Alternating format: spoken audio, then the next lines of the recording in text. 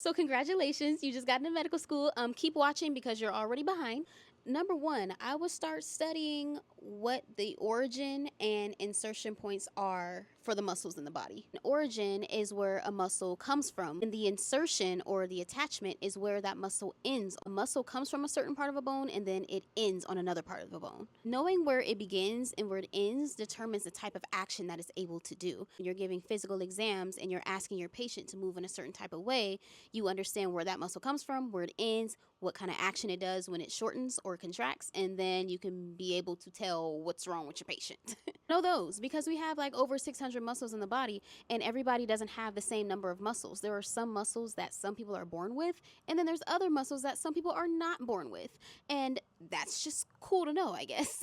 Second, biochemistry, Krebs cycle, glycolysis, electron transport chain, all that comes back legit like on your first day, and you're just going to kind of grow from there. So I would highly recommend looking over those things if they were fuzzy to you during your undergrad years, because they definitely come back. Also, if you took anatomy and physiology before you went to medical school, you have a crazy advantage. I was one of those individuals.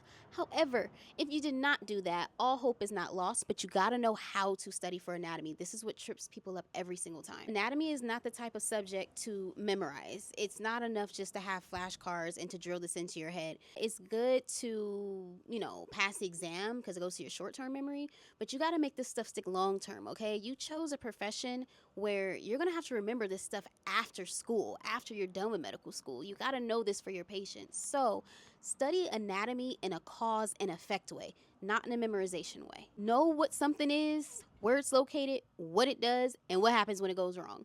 That's how I studied anatomy when I first started in my undergrad years, and I will add 2 more tips to that now, but I'm gonna give y'all that on my YouTube channel.